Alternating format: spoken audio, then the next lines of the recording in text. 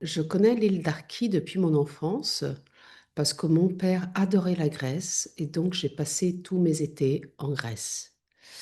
Et Arki, c'était une île particulière parce qu'à l'époque, elle était vraiment lointaine et il fallait voyager pendant plusieurs heures avec le Meltemi, qui est un vent très fort de la Grèce, pour arriver dans ce petit paradis où il n'y avait pas de touristes. Il y avait juste des chèvres et quelques habitants. Et après, beaucoup d'années plus tard, quand mon père est mort, c'est arrivé que je suis allée à nouveau sur l'île avec une amie. Et j'ai découvert qu'il n'y avait qu'un enfant. Et donc, bon, j'ai trouvé ça très intéressant. J'ai eu une grande envie de le connaître et de connaître son histoire. Et quand j'ai rencontré Christos et Maria la première fois, il y a quelque chose qui s'est déclenché et je suis tombée amoureuse de cet enfant que j'ai trouvé adorable et son histoire très touchante et j'ai décidé de m'engager sur ce projet. Alors déjà, le projet a eu un long temps de développement pendant un an où je suis allée plusieurs fois sur l'île, toute seule même, avec une petite caméra. Et là, j'ai créé une première relation avec Christos et en mesurant la distance avec lui qui pouvait être naturelle. Mais après, je suis revenue avec 4 personnes et en plus, on parlait tous des langues différentes. Et là, au début, avec le chef-op, on avait pensé un peu, on avait, comment on dit, le défi de devoir courir sur cette île piétreuse avec un enfant qui courait comme un fou.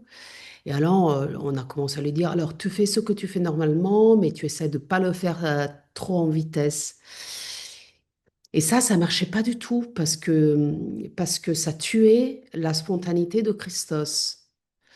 Et donc, au fur et à mesure, on a trouvé la mesure avec Carlos, le chef-op, de laisser l'enfant être soi-même et de essayer, nous, de s'adapter à lui. Donc moi, je lui donnais des instructions au début. Je lui disais, bon, ok, tu descends à la mer comme tu fais d'habitude et tu fais ça que tu fais d'habitude et nous, on te suit. Et après, lui, petit à petit, il a compris, il ressentait la caméra. C'était un don naturel.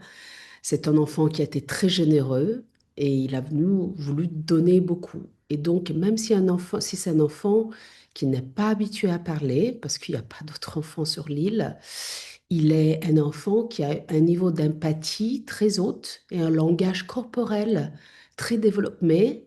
Et donc, ça nous aidait vraiment beaucoup. J'ai sûrement eu avec Maria une alliance très forte. Maria avait très envie que moi je fasse ce film. Aussi parce que peut-être elle a vu dans ce projet aussi l'espoir que son projet de faire continuer Christos avec ses études aurait plus de chance.